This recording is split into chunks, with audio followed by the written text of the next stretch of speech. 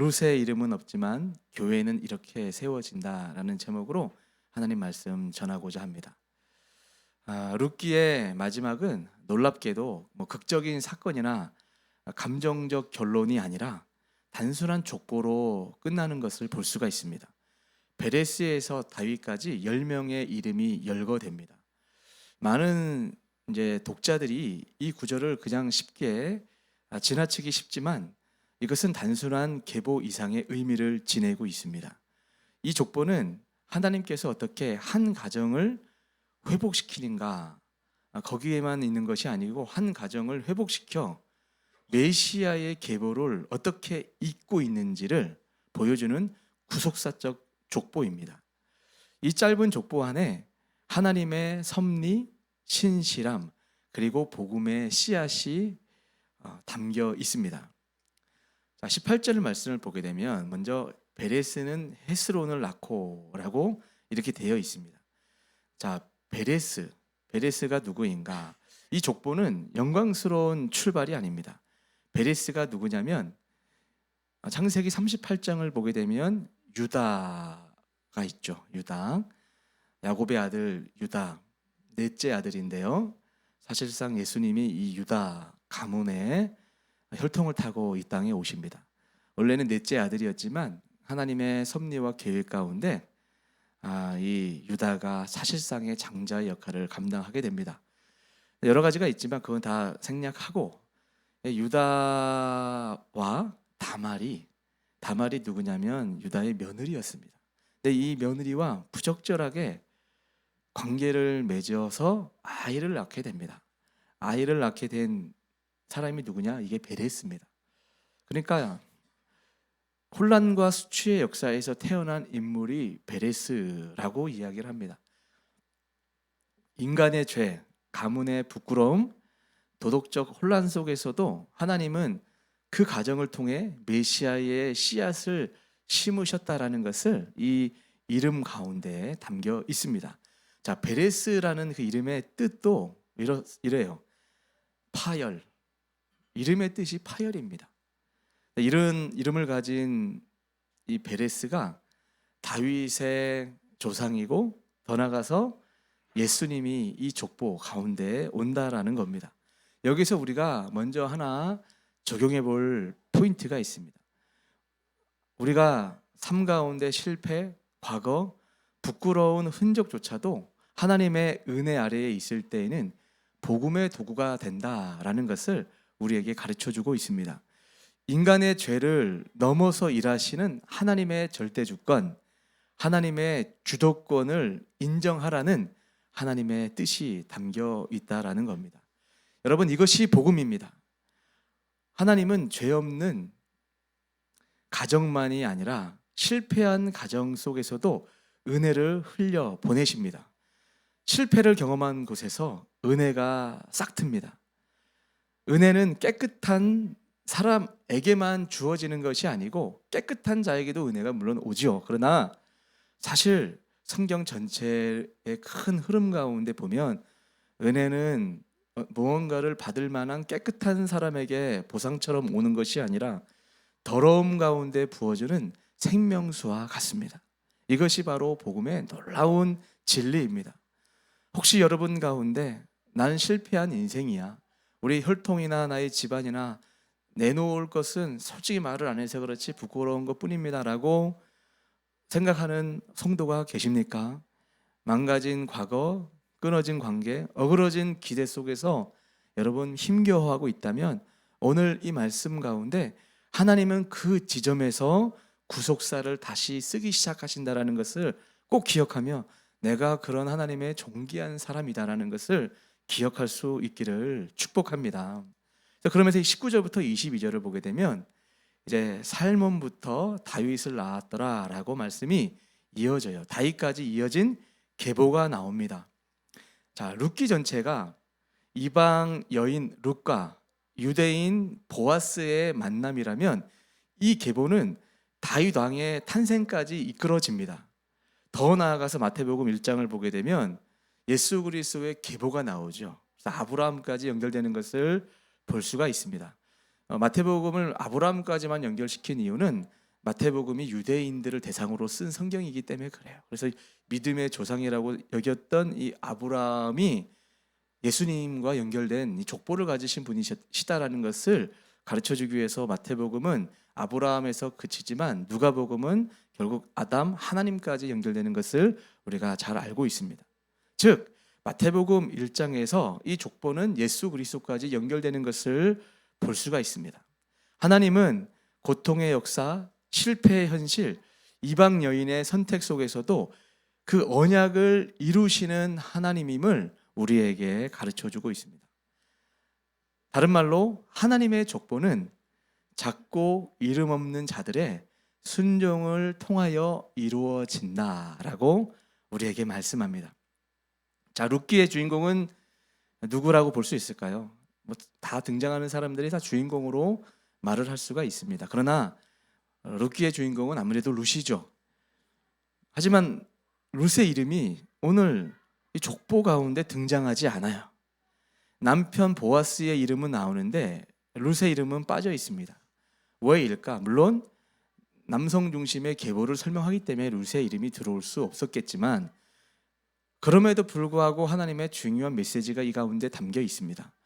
하나님의 방식이 드러나는데 하나님은 이름을 드러내기 위하여 사는 사람보다 하나님의 뜻을 따르기 위해 살아가는 사람을 기억하신다라는 아주 중요한 메시지를 우리에게 보여주고 있습니다. 룻은 문화적으로, 인종적으로, 사회적으로 주변인이고 약자였습니다. 그러나 그는 우리가 룻기 1장 16절 살펴본 바와 같이 주의 백성이 나의 백성이 되고 주 하나님이 나의 하나님이 되기 원합니다라는 이 고백으로 시어머니 나오미를 쫓아왔던 그 고백, 그 결단이 결국은 룻을 룻되게 하였다라고 볼 수가 있습니다. 그 고백, 진정한 고백, 그 마음의 태도 하나가 메시아 족보에 들어간 여인이 되었다라는 것을 우리에게 가르쳐주고 있습니다. 그러므로 복음의 능력은 업적이 아닙니다. 그러나 복음의 능력은 믿음과 순종을 통하여 하나님의 역사를 이루어가는 것이 복음의 능력이다라고 우리가 말할 수가 있습니다. 우리는 이 땅을 살아가면서 우리 스스로를 증명하려고 너무나 애를 씁니다. SNS든 여러 가지 방식을 통해서 세상 속에 이름을 남기려고 애씁니다. 자기 증명을 잘해야 인정받고 그런 흔적이 있는 사람이 괜찮은 사람이라고 우리는 쉽게 생각을 합니다. 물론 열심히 산 사람은 궤적이 있어요. 제가 예전에 이런 설교 듣고 여러분 뭐 학벌이 중요합니까? 뭐 어떤 결과 성취가 중요합니까? 이런 게 중요합니까? 그게 중요한 게 아니고 본질이 중요합니다. 맞아 할렐루야 그거야 했는데 나중에 이런 것도 깨닫게 됐어요. 그 뭔가 업적을 내고 뭔가 결과물을 만들어내는 사람들을 보면 과정도 좋더라고요. 그러니까 결과만 가지고 어떤 사람이 성취한 그것만 가지고 비판해도 안 되는 것이 무언가를 이루어낸 사람은 과정도 훌륭한 경우가 많더라입니다. 그리고 오해도 하시지 말아야 될 것 중에 뭐 학벌이든 어떤 성취도 보면 열심히 공부한 사람이 태도가 어떤 부분에서도 쉽게 성취하는 경우도 있어요. 그래서 이런 것이 일상적인 우리의 현실이다 보니까 괜찮은 내 상황적으로 드러내고 증명할 것들을 적절하게 증명하는 것도 도움이 됩니다. 그러나 이것을 적절하게 지혜롭게 보여내지 않으면 사람들은 쉽게 속을 수 있습니다. 본인도 속을 수가 있어요. 나 자신이 이렇게 괜찮은 사람이려니 또 사람들은 괜찮은 사람들을 괜찮은 사람으로 평가해 주거든요. 그것이 실제로 내 삶에 도움을 주었거든요. 그렇기 때문에 SNS든 여러 측면에서 내가 괜찮은 사람이라고 나의 업적을 드러냅니다. 그래서 이름을 내려 하는 것이죠.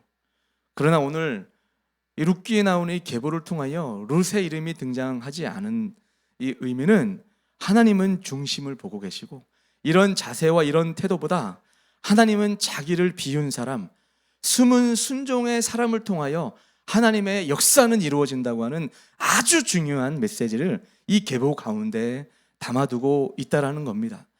룻의 이름은 없지만 믿음의 흔적을 우리 사장을 통해 살펴보았죠.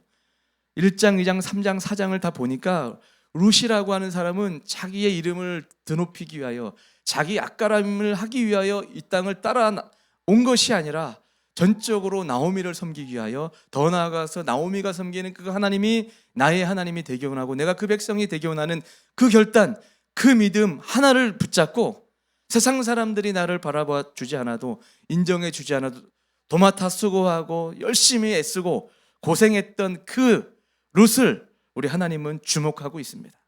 이것이 룻기에서 주는 아주 중요한 헤세드, 선대 사상을 우리에게 보여주고 있는 것입니다. 그래서 교회는 바로 이러한 사람을 통하여 이루어진다. 하나님의 교회는 이러한 사람을 통하여 부흥이 일어난다. 교회는 이런 사람을 통하여 생명력이 생기게 된다라는 것을 우리에게 가르쳐주고 있습니다.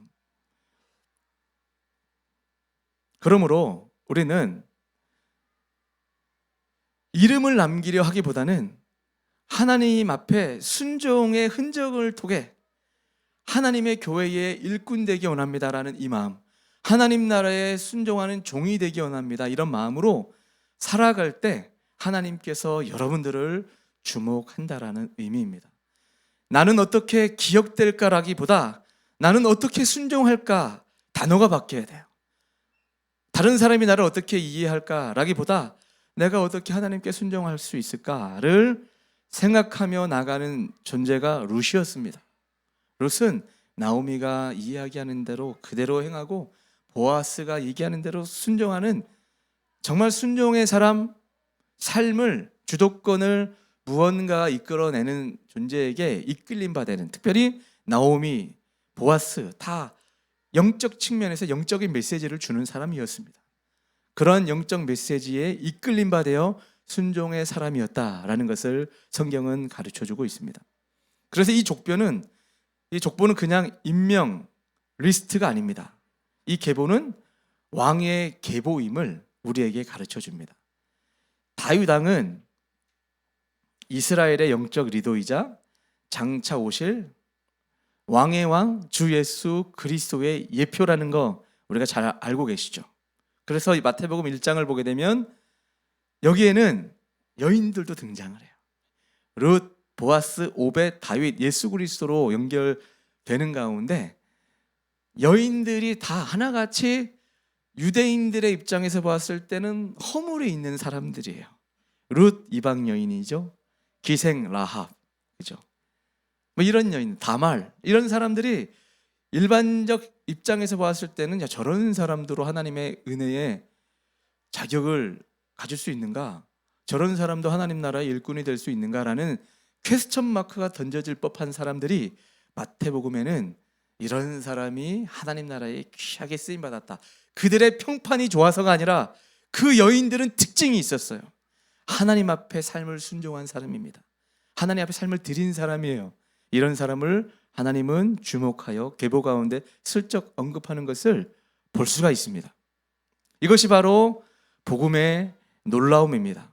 하나님은, 여러분 스스로 생각하기에 하나님은 나 같은 사람도 쓸 수 있을까라는 질문에 우리 주님은 저는 이렇게 대답한다라고 믿습니다. 그래, 너 같은 사람을 위하여 십자가에 내 아들을 매달았단다 라고 이 사랑의 메시지로 여러분을 이 시간 격려하고 위로하고 있는 줄 믿습니다.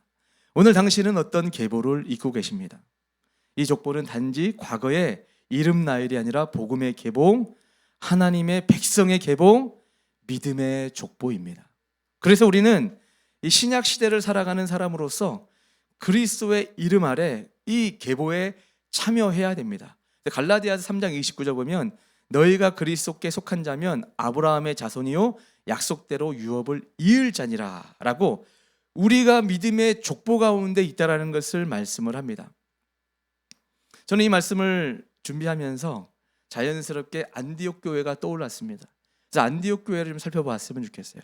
사도행전 11장 19절부터 21절을 보게 되면 안디옥 교회가 하나님 앞에 놀라운 일들을 감당했던 교회인데 어떤 사람들을 통하여 교회가 세워졌는지를 한번 살펴보았으면 좋겠습니다. 자, 19절부터 21절 같이 읽겠습니다. 시작. 자들이 베니게와 구브로와 안디옥까지 이르러 유대에게만 말씀을 전하는데 그 중에 구브로와 구레네 몇 사람이 안디옥에 이르러 헬레인에게도 말하여 주 예수를 전파하니 주의 손이 그들과 함께 하시네 수많은 사람들이 믿고 주께 돌아오더라. 아멘. 자, 안디옥 교회는 이방 세계에 세워진 최초의 이방인 교회였습니다. 안디옥 교회는 위대한 사도 바울을 배출한 교회입니다. 최초로 이방 선교회 교두보 역할을 감당한 교회이기도 합니다. 그리고 안디옥 교회 성도들이 얼마나 잘 신앙생활을 했던지 최초로 그리스도인이다라는 일컬음을 받았던 교회 성도가 안디옥 교회 성도였습니다. 이와 같은 이유로 안디옥 교회의 출현은 2000년 교회사에 획을 긋는 아주 중요한 교회입니다. 자, 그러면 이 안디옥 교회가 어떻게 세워졌을까? 누구를 통하여 세워졌고 어떤 특징이 있을까 궁금하지 않습니까? 찾아보면 놀라운 은혜가 숨겨져 있습니다. 안디옥 교회는 그토록 위대한 주의 종 12명의 사도들에 의해서 세워진 교회 아닙니다. 또 사도 바울에게 또 세워진 교회도 아닙니다. 이 교회는 누구에게 세워졌는가? 20절 말씀 다시 한번 읽어보고 20절만 시작. 구브로와 구레네 몇 사람이 안디옥에 이르러 헬레인에게도 말하여 주 예수를 전파하니. 아멘. 자, 안디옥 교회를 세운 사람들은 놀랍게도 지중해 섬 구브로, 사이프러스라고 지금은 불러요. 지금의 터키 영에 들어갑니다.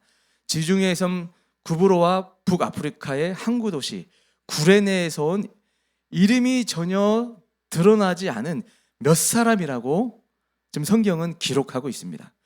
이름은 고사하고 그들의 나이, 직업도 전혀 알려지지 않고 있습니다. 자, 그러면 여기서 이게 어떤 의미가 있을까 할 때 여러분 사도행전을 기록한 사람이 누구죠? 누구? 바울? 베드로? 누구죠? 누가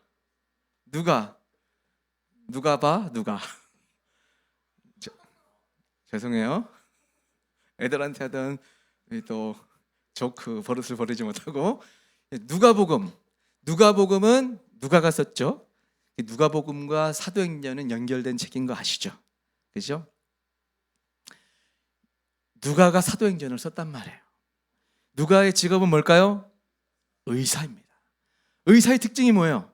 여러 가지로 말할 수 있지만 아주 세밀합니다. 디테일해요. 그리고 그 사람이 그냥 누구한테 들어서 쓴 것이 아니고 누가는 성경에 디테일하게 다 기록되어 있지 않지만 누가는 사도 바울을 늘 항상 같이 있었던 사람이에요.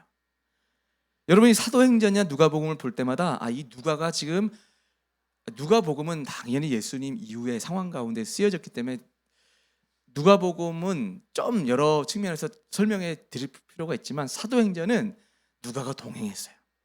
누가가 동행하면서 쓴 성경이 사도행전인데 직업이 의사였던 사람이 그 이름을 기억 못했을까요? 몇 명도 아니고 몇십 명도 아니고 아마 몇십 명도 기억했을 거예요. 그러나 이 누가는 디테일이 강한 사람임에도 불구하고 성령에 감동돼서 이름을 언급하지 않습니다. 직업도 무엇을 하는 사람인지 나이가 얼만큼 된지도 기록하지 않습니다. 다 하나님의 뜻이 숨겨 있다라는 겁니다. 자, 안디옥 교회는 어떤 교회냐면 사도 바울이 바나바와 함께 1년 동안 목회했던 교회였습니다. 알다시피 사도 바울이 사도행전 9장에 등장을 하죠. 다메섹에 예수님 믿는 사람을 잡으러 가다가 예수님께서 빛 가운데 등장하시면서 바울의 눈을 멀게 합니다. 마을에서 떨어져서 넘어져 있는 그 바울을 몇 사람이 끌고 다메섹에 들어가 3일 동안 식음을 전폐하며 눈멀어 있을 때 성령 하나님께서 아나니아라는 사람을 통하여 뭔가 신학적인 해석들을 제대로 교정을 시켜주고 하나님의 깨달음 가운데 새 사람이 됩니다. 새 사람이 되고 뭔가 신학적 이해가 교정이 되었을 때 놀랍게도 눈에 있는 비늘 같은 것이 벗겨지면서 다시 눈을 보기 시작해요. 눈 뜨고 보자마자 이 사람이 완전히 헷가닥 바뀌어서 예수가 그리스도다. 3일 전까지만 해도 예수를 잡으러 다녔던 사람이 3일 만에 우리가 잡으러 다녔던 그 예수가 메시아가 많다. 그리스도다라고 이렇게 외쳤던 사람이 바울이에요. 그러니 그때 당시에 3일 전에 스데반처럼 순교당했던 것을 목격했던 사람이 사울이라는 사람을 기억하고 있는데, 무명의 사람도 아니고 사울이라는 사람이 유명했던 사람이에요. 그러니까 이 사람이 갑자기 예수가 주라고 얘기하고 돌아다니는 사실을 믿을 수가 있었겠어요? 못 믿죠.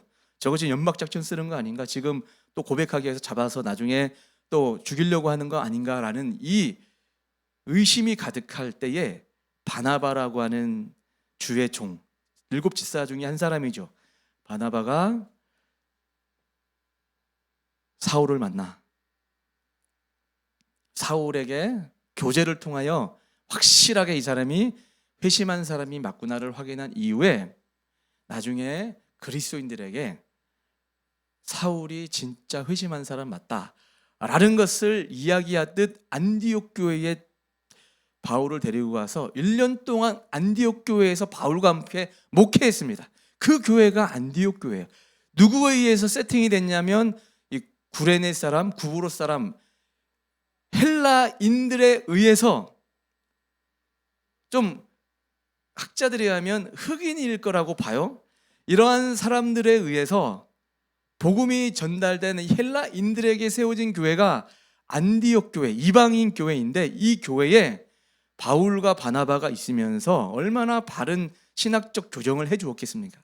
그러면서 이 하나님께서 역사가 일어나는데 주의 손이 그들과 함께 하심으로 교회가 흥황하게 되었다라는 말씀을 합니다. 근데 여기서 교회가 흥황하기 전에 누구에 의해서 교회가 흥황하냐면 주의 손이 그들과 함께 하심으로 역사가 일어나더라라는 것을 우리에게 가르쳐주고 있습니다. 그렇죠? 자, 보세요. 20절에 후반에 헬라인에게도 말하여 주 예수를 전파하니 주의 손이 그들과 함께 하심에 수많은 사람들이 믿고 죽게 돌아오더라. 이름도 알 수 없고 직업도 알 수 없고 나이도 알 수 없는 무명의 사람들이 있었는데, 이 사람들이 가지고 있는 특징이 있었어요. 루카 같은 사람들이었어요. 복음의 메시지를 들었을 때 이 뛰는 가슴으로 헬라인들, 지금의 그리스인들에게 십자가의 복음을 전했더니 하나님께서 너무나 기뻐하셨어요. 이 사람들을 통하여 복음이 전달되는 곳마다 주의 손이 함께 하심으로 복음이 흥황하게 되고 사람들이 돌아오게 되고 안디옥 교회가 놀라운 하나님의 전초 기지와 같은 역할이 이루어지더라라는 것을 우리에게 말씀을 하고 있습니다. 자, 여기서 중요한 거 21절에 주의 손이 그들과 함께 하심에, 여러분 어떤 사람에게 주의 손이 함께 하실까요? 루카 같은 사람에게 주의 손이 함께 한 거예요. 믿습니까? 루카 같은 사람을 통하여 보이지 않는 듯 하지만, 하나님은 등장하지 않는 것 같지만, 저기 상황에서도 주의 손은 보이지 않는 듯 하지만 주님 앞에 헌신되어 주님 앞에 순종하고 나오는 사람들에게 주님의 손이 그들과 함께 하심으로 많은 사람들이 믿고 죽게 돌아오더라. 믿고 죽게 돌아오더라는 게 무슨 의미입니까? 많은 사람들이 죄악 가운데 실패하고 좌절하고 절망 가운데 살았던 사람들이 주님께 돌아와 주님의 참된 기쁨, 은혜, 인생 역전의 감격 때문에 하나님을 찬양할 수밖에 없는 그런 인생들로 바뀌더라라는 것을 가르쳐주고 있는 겁니다. 그래서 우리는 루카 같은 사람이 되어야 될 텐데, 루카 같은 사람은 어떤 사람이고 우리가 어떤 것을 붙잡아야 되는가 할 때, 저는 주의 손에 대해서 이 시간 좀 주목했으면 좋겠어요. 하나님께서 안디옥 교회에게 놀라운 은혜를 주신 이유는 우리는 알고 있어요. 그 당사자들이, 소수의 사람들이 하나님의 영광을 위하여 자신의 이름을 드러내려 하지 않는 겸손하고도 진정한 그리스도인들이었기 때문에 하나님의 이런 놀라운 역사가 일어났다라고 우리에게 말씀하고 있습니다.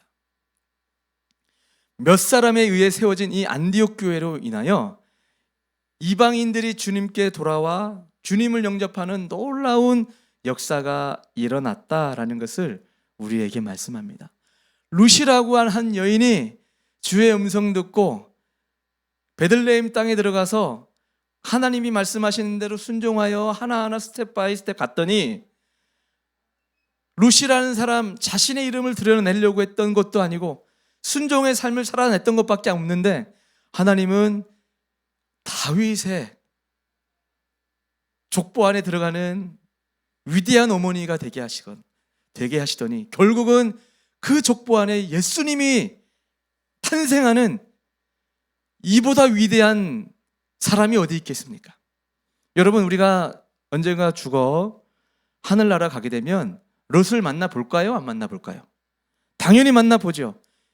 히브리서 12장을 보게 되면 구름같이 허다한 증인들이 믿음의 여정을 걷고 있는 사람들에게, 그때 당시에 이 히브리서를 쓴 사람이 누가 쓴지는 알 수 없어요. 그러나 로마의 백그라운드에서 우리 콜로세움 같이 경기장에서 사람들이 뭔가 결투, 전쟁, 달리기를 하고 있는 이 그림 가운데 빽빽하게 스탠드에서 믿음의 성도, 히브리서에 나오는 그 믿음의 사람들에게 열심히 달려, 곧 경주가 끝나 라고 하는 허다한 증인들, 이 허다한 증인들은 이미 구약 백성들, 이미 하나님을 섬기다가 하나님 앞에 사랑받고 선택받아 주의 영광 가운데 있는 사람들이 허다한 증인인 거예요. 그 증인 가운데 룻이 있을까요, 없을까요? 당연히 있죠. 우리가 언젠가 주님을 만나게 될 때 룻을 만나게 될 거예요. 보아스를 만나게 된단 말이죠. 근데 우리가 룻을 만나게 될 때 누구는 우습게 여기고 무시했던 사람이라 할지라도 천국에 갔을 때 우리 룻을 보면 얼마나 존경스럽고 위대한 사람으로 그 자리에 서 있겠습니까? 그것을 말씀하고 있는 거예요. 주의 손이 룻과 함께 함으로, 주의 손이 무명의 몇 사람과 함께 함으로 안디옥 교회가 놀라운 역사를 경험했던 것처럼, 하나님은 지금도 하나님의 성도들에게 나의 이름을 드러내거나 내 중심적 신앙생활이 아니라 어떻게 하면 하나님의 뜻을 이룰 수 있을까? 내가 중요한 것이 아니고 하나님의 영광이 중요하다, 하나님의 뜻이 성취되는 것이 중요하다라는 그런 마음을 가지고 묵묵히 그 자리를 섬기는 사람을 주님이 기억하시고 주님의 권능의 손을 얹고 있다는 것을 우리는 결코 잊으면 안 됩니다. 여러분 믿습니까? 저는 정말 그런 꿈이 있습니다. 주의 손이 함께 하시면 참 좋겠다. 목회하면서 점점 많이 느껴요. 주의 손이 함께 하시고 내 목소리와 함께 해주시고 내가 가는 곳마다 함께 해주셔야 이 사역도 되고 하나님의 뜻을 펼칠 수가 있지, 이것이 되지 않으면 그 어떤 힘으로 내가 감당할 수 있을까라고 생각을 하는데, 여러분의 삶은 그렇지 않습니까? 직장생활을 하든 가정생활을 하든 그 모든 상황 가운데 주님의 손이 함께 하셔서 도와주셔야 모든 일도 되어지는 은혜가 있는 거예요. 믿습니까? 세상의 일도 내가 하는 사람이 to do something이 있고 to be done이 있어요. 우리는 하나님의 은혜로 되어지는 인생이 돼야지, 내가 주도권을 가지고 내가 열어가겠다고 하는 사람은 교만한 사람입니다. 되지도 않아요. 하나님이 내 앞길을 열어주셔서 to be done, 하나님의 은혜로 내 인생이 이렇게 열리고 있습니다, 하나님의 은혜로 내가 이만큼 살고 있습니다, 이런 인생이 돼야지, 내가 주도권을 가지니까 왜 하나님이 이렇게 안 되는 거예요? 라고 하는 것은 하나님의 은혜를 모르기 때문에 그런 생각을 할 수 있다는 겁니다. 자, 그러면 오늘 이 본문 안디옥 교회 사도행전 11장을 통해서 몇 가지 우리가 좀 살펴볼 만한 또 유사한 인물들을 좀 소환했으면 좋겠어요. 주의 손이 함께함으로 룻과 같이 또 안디옥 교회 성도들처럼 하나님의 역사를 경험한 사람이 있는데, 그게 누구냐? 모세입니다. 모세. 자, 모세는 룻과는 조금 다른 배경의 사람이죠. 이런 사람을 일컬어 낙심자라고 보통 이야기를 해요. 하나님을 잘 믿었다가 하나님께 실망하고 자기의 신앙에 실망해서 하나님을 떠나 있는 듯한 사람입니다. 모세가 80세가 되었을 때 하나님을 만나게 되죠. 그 전에는 하나님의 주도권적인 은혜로 요게벳처럼 귀한 어머니 밑에서 잘 양육을 받았지만 자기 스스로가 괜찮은 사람이라고 생각을 했던 것 같아요. 그래서 자기의 의를 가지고 하나님의 일을 하다가 광야로 도망치듯 쫓겨납니다. 40살에 그 일이 있었으니까 이제 80세라고 하면 40년이라는 광야 생활을 보내게 됩니다. 광야의 양치기였던 모세에게 가지고 있는 유일한 재산이 있다면 아마도 양치기용 마른 지팡이라는 거죠. 40년 동안 광야에 사는 동안 양치는 것도 자기 양이 아니에요. 장인어른 이드로의 양입니다. 그 양을 치고 있었어요.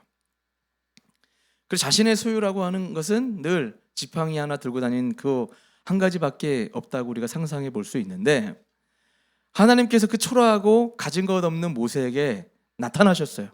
나타나셔서 모세야, 내 백성들이 지금 애굽에서 너무나 고통 가운데 신음소리 내고 있다. 네가 좀 가야겠다 했더니 이 모세가 하나님, 제가 지금 그럴 수 없습니다. 제가 이미 나이가 들었고 말도 잘 못하고 능력도 없고 권세도 없습니다. 제가 무슨 힘으로 가겠습니까? 라고 하는 변명 가운데 우리 하나님은 4번에 걸쳐서 친절하게 설득하십니다. 내가 너와 함께 한다니까. 내가 언제 네 힘으로 하느냐? 내가 너와 함께 하니까 걱정하지 마. 라는 4번에 걸친 친절한 하나님의 설득을 통하여 고집 피웠던 모세가 순종하게 됩니다. 하나님도 집요했어요. 결국은 주님의 뜻대로 꺾어야 마셔요. 그렇죠? 야곱도 자기가 이긴 듯 했지만 제 말씀 설교 드렸죠. 환도뼈가 꺾이는 것은 내가 이겼다가 아니고 져준 거예요. 그러나 결국은 하나님 뜻대로 되죠. 하나님께서 이 모세를 보내실 때 아주 중요한 메시지가 나와요. 상식적으로는 이제 도저히 불가능한 일이죠. 모세는 애굽에 40년 동안 있었을 때 군사법을 배웠고 전쟁이 어떻게 전쟁 가운데 이길 수 있는지 애굽의 왕자이기 때문에 다 배웠어요. 그런 가운데 80살 된 이 영감이 아무것도 가진 거 없이 가라고 한다고 가는 것 자체가 상식적이지 않잖아요. 그래서 못 가겠다는 거죠. 근데 여러분 모세의 마음을 이해해 주셔야 돼요. 왜 안 가냐, 순종 안 하냐라고 뭐라고 할 게 아니라 모세가 객관적인 거예요.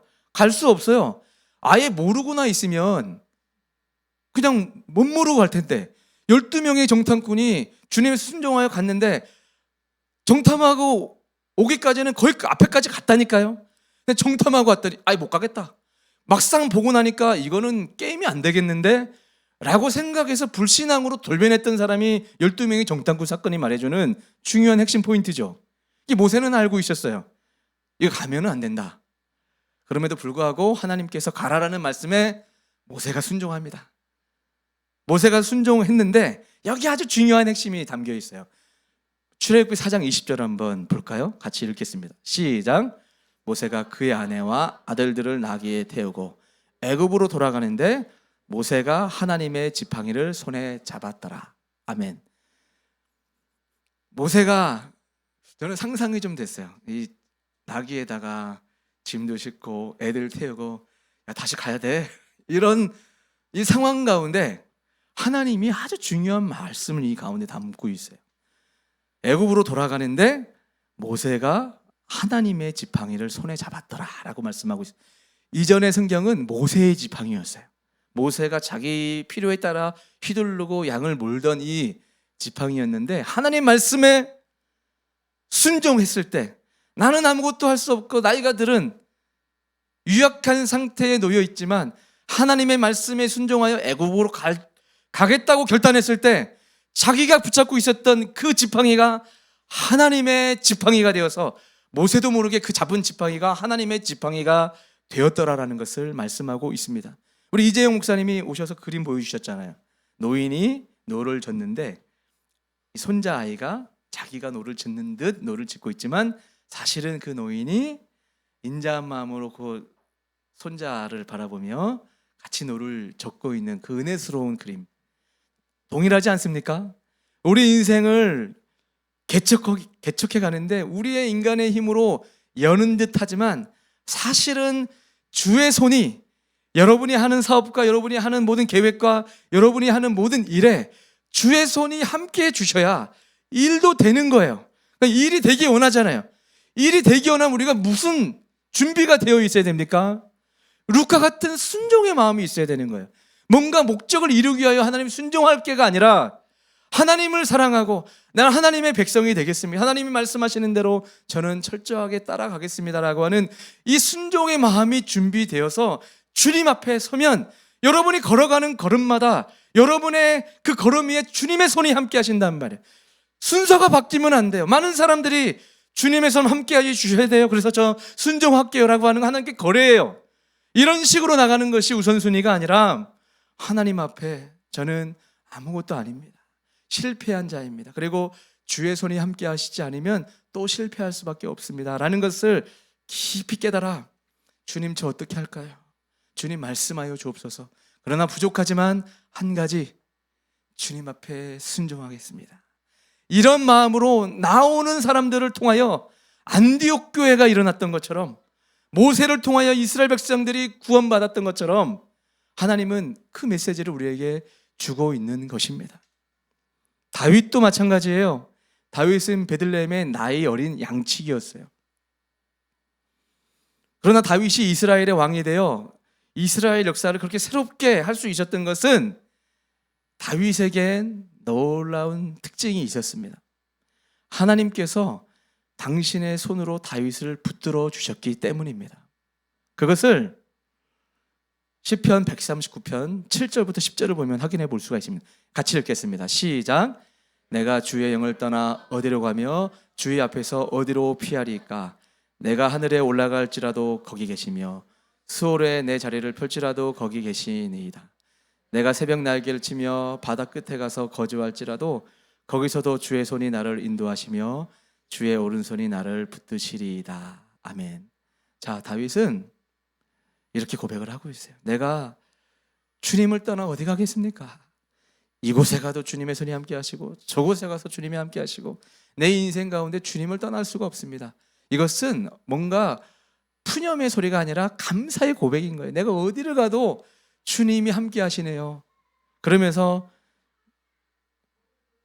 주의 손이 나를 인도하시며 주의 오른손이 나를 붙드시리이다. 다윗의 인생에는 주의 손이 다윗을 붙들어주는 삶이었습니다. 그러니 다윗의 인생은 때론 사울에게 쫓겨서, 여러분 사울이 다윗을 잡아 죽이겠다고 3,000명의 특공대를 조직해서 추격을 시켰어요. 특공대를 투입했단 말이에요. 블랙 용어를 투입시킨 거예요. 말하자면 그만큼 다윗은 절체절명의 위기 가운데 놓여 있었어요. 시편 학자에 의하면 여호와는 나의 목자시니 내게 부족함이 없으리로다. 그 시편 23편을 썼던 시기도 사울에게 쫓겨다니면서 썼던 시편으로 봐요. 믿음의 문제입니다. 나의 상황이 평안하고 푸른 초장에 양들이 뛰어노는 모습 보고 여호와 하나님 이보다 좋을 수 없습니다. 주님은 나의 목자 감사. 이런 상황 가운데 고백한 것이 아니라 여전히 보이지 않고 쫓겨다니는 듯한 그 위기 가운데 있었다 할지라도 주의 손이 나와 함께 하시니 내가 이곳에 저곳에 동굴에 가도 주님이 나를 보호하시니 내 영혼은 안전합니다 라고 고백했던 그 고백이 다윗의 고백이었습니다. 많은 이들이 하나님이 나와 함께하고 계시다라는 사실을 믿지를 않아요. 여러분 주의 손이 우리와 함께하고 계시는데 우리가 그 하나님을 믿지 않으면 하나님이 우리와 함께하고 있는 것이 무슨 의미가 있겠습니까? 나오미와 룻과 보아스의 인생을 하나님이 붙들고 인도하고 계시는데 나오미는 실패했지만 전능자께서 나를 괴롭게 하셨도다라는 이 고백 가운데 그래도 나의 인생이 하나님의 손에 있었다라고 영적인 지각이 있었던 여인입니다. 우리에게 정말 중요한 것이 있다면 영적인 지각이에요. 여러분이 실패하고 넘어졌고 과거에 내가 예수 믿는 사람인데 믿음도 없지 결단도 없지 이렇게 넘어졌던 나 같은 사람을 지속적으로 하나님이 사랑하실까? 아니신 것 같아. 역시 그러니까 내 인생이 계속 망하지 라는 생각이 들 때라도 나오미처럼 그럼에도 주님의 손이 나와 함께 하심을 믿어. 이럴 때 더 내가 하나님의 손에 붙잡혀야 된다고 난 믿어 라고 믿음으로 반응하는 자가 루카 같은 사람이고, 나오미와 같은 사람이고, 보아스와 같은 사람, 모세와 같은 사람이고, 다윗과 같은 사람이라는 거예요. 믿습니까? 오늘 여러분이 저와 더불어 주의 손에 붙잡힌 바 될 수 있기를 축복합니다. 하나님의 손은 우리의 손과 다릅니다. 하나님의 손은 천지를 창조하신 무에서 유를 만들어내신 하나님이십니다. 여러분, 우리 인생의 기적은 어떤 기적인지 아십니까? 그런 하나님의 손이 우리와 함께하고 있다는 거예요. 이사야 41장 10절, 유명한 말씀이죠. 같이 한번 읽어볼까요? 시작. 두려워하지 말라. 내가 너와 함께함이라. 놀라지 말라. 나는 내 하나님이 됨이라. 내가 너를 굳세게 하리라. 참으로 너를 도와주리라. 참으로 나의 의로운 오른손으로 너를 붙들리라. 하나님이 말씀하신 거예요. 여러분이 손잡아 달라고 요청하지 않았어요. 그럼에도 불구하고 하나님께 선택된 룻과 같은, 나오미와 같은 하나님의 백성은 하나님이 붙잡으세요. 붙잡고 네가 살면서 놀랄 일 많고 힘들 일 많고 두려워할 일 많을 거야. 그러나 놀라지 마라. 내 의로운 오른손으로 붙잡고 있다 라고 우리를 붙잡고 있습니다. 여러분 믿으십니까? 이 말씀을 우리 마음에 깊이 새길 수 있기를 축복합니다. 여기서 그치지 않아요. 이사야 49장 15절 16절에 이렇게 말씀합니다. 시작. 여인이 어찌 그 전 먹는 자식을 잊겠으며 자기 태에서 난 아들을 긍휼히 여기지 않겠느냐. 그들은 혹시 잊을지라도 나는 너를 잊지 아니할 것이라. 내가 너를 내 손바닥에 새겼고. 우리 하나님의 손바닥에 여러분의 이름을 새기고 여러분을 늘 바라보며 아니 내 새끼 넘어질 땐 일으켜 주시고 그러는 거예요. 우리 수련회 갔을 때 하나님께서 최고로 보내주신 물 닿는 동상 같은 수동 계곡 우리 갔을 때 우리 아이들, 우리 유치부 애들이 이렇게 물에 들어가는데 저의 눈은 진짜 늘 애들의 거의 집중을 하고 있었어요. 재밌게 놀다가 혹시 튜브 타다가 뒤집혀져가지고 잘못되면 어떡하나 이런 생각 진짜 했어요. 하물며 저도 우리 아이들 물사고 나지 않을까, 괜히 확 튀어들어가다가 발 다치진 않을까 이런 생각으로 아이들에게 집중을 하는데 하나님의 눈은 여러분들에게 어떤 눈으로 여러분들을 바라보고 있겠습니까? 우리 인생도 마찬가지입니다. 사랑하는 성도 여러분, 인간에게 중요한 것은 얼마나 출세하고 얼마나 많이 소유하고 내가 얼마나 대단한 사람인가 이게 중요한 게 아니고 나의 손이 누구의 손에 붙잡혀 있는가 이게 중요하다라는 겁니다. 아무리 많이 출세하고 아무리 많은 것을 소유했다 할지라도 하나님의 손에 붙잡혀 있지 않으면 망할 길로 가요. 근데 지금 내가 보잘것없는 룻과 같은 인생이라 할지라도 하나님의 손에 붙잡히니까 적절하게 나오미의 코멘트를 듣게 되고 보아스의 코멘트를 듣게 되고 여러 가지 상황 가운데 말씀에 반응했던 것뿐인데 놀라운 하나님의 인생의 역전을 보여주신 것처럼 우리 인생을 우리 하나님이 그렇게 인도해 가고 있음을 믿습니다.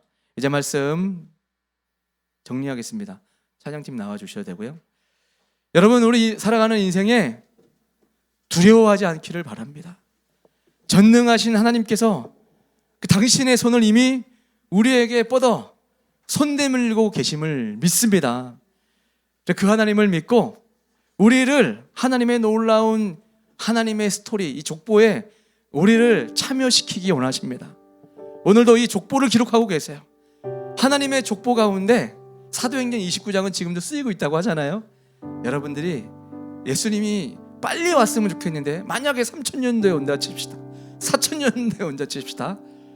하나님의 그 계보, 신앙의 히브리서 11장의 계보 가운데 우리 이름이 들어가야 되지 않겠습니까?